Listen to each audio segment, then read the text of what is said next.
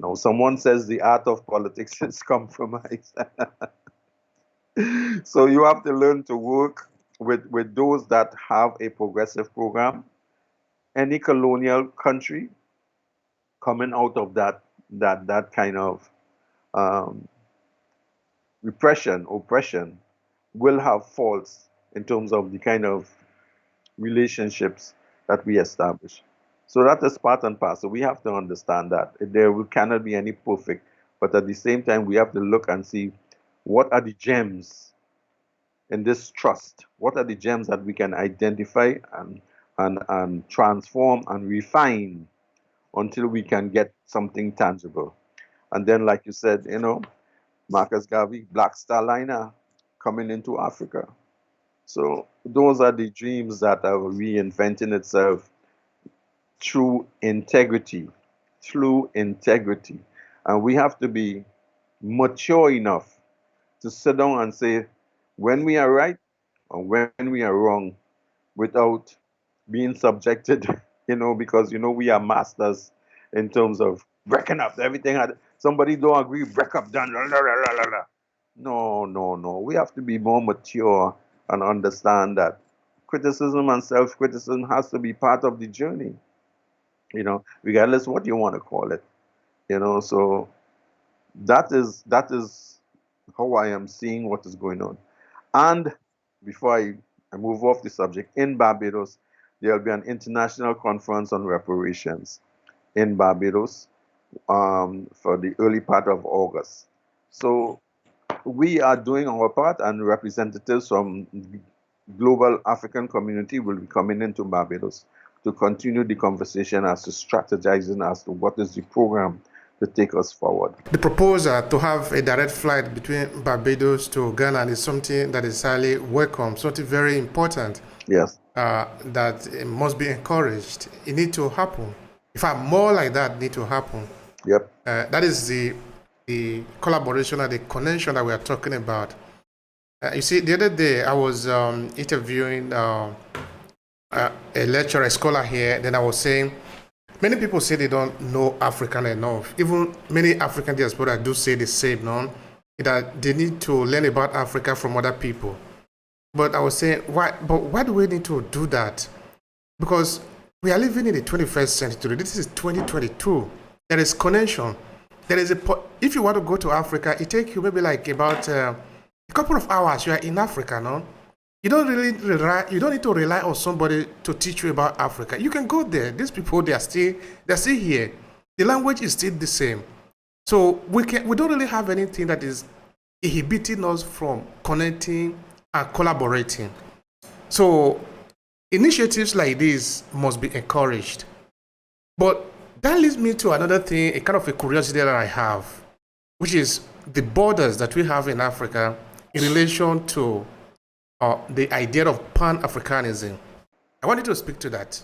Earlier on, I mentioned Kwame Nkrumah because, again, if we look back past from the conversation we just had, his mandate was to have a united Africa. But the African leaders at the time couldn't understand that vision, or they understood it very well and realized that their own self-interest will not be served if they become a united Africa. Because being educated, socialized with a Western education, a Western socialization, even though you are a black human being, as Frantz Fanon said, black skin but white mask.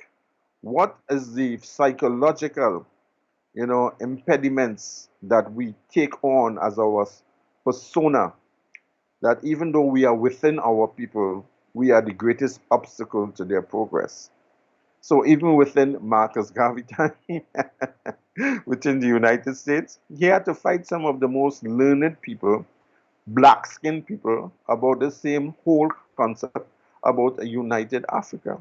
Kwame Nkrumah within the African Conference, some say that the gradualism and all this kind of folly.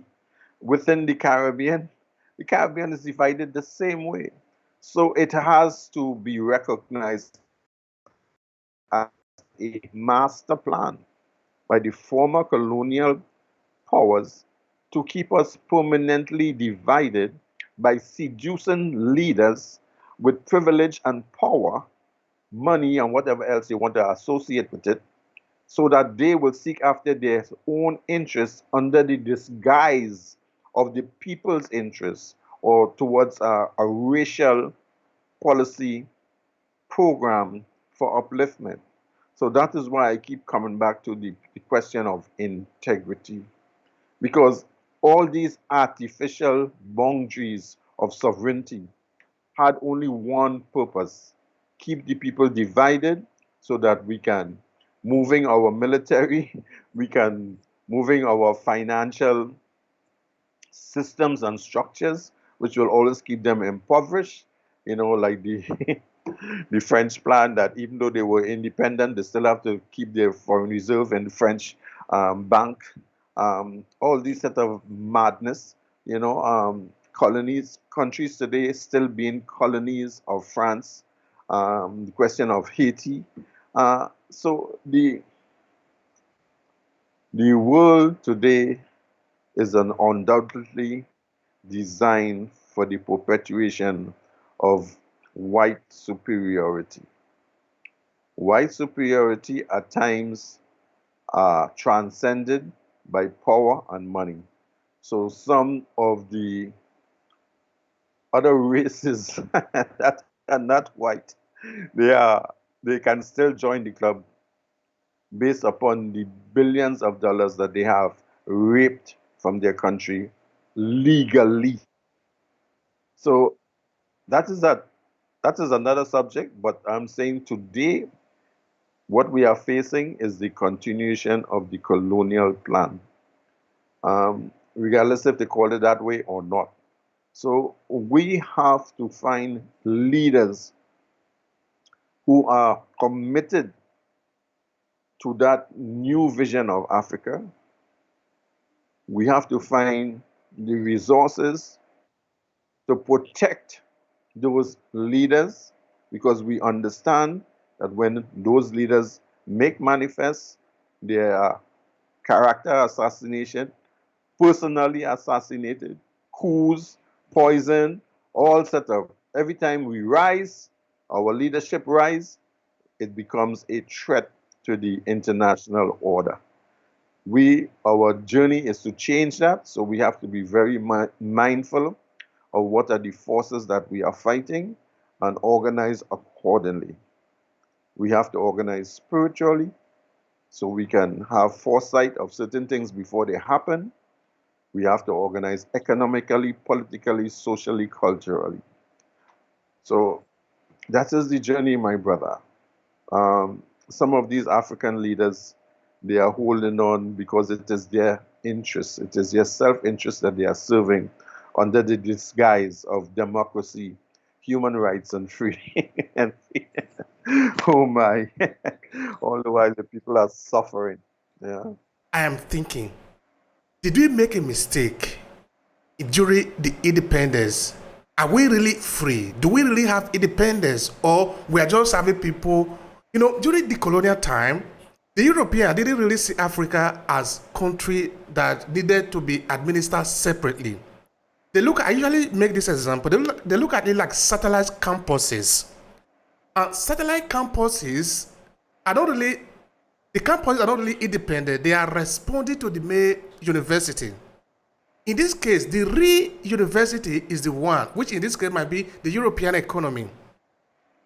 At the independent, because the independence was on contract, it was written, this status was to continue. So those people that are stealing money from Africa, they don't really look at it that they are stealing money. They are just playing the old game. So where did we make this mistake? Colonialism, imperialism, that is the operation mandate. That is the MO. They will not depart, and we have to understand that these people sat down and developed scientifically sound, strategic methods to control. You mentioned Nigeria and the different ethnic language representations,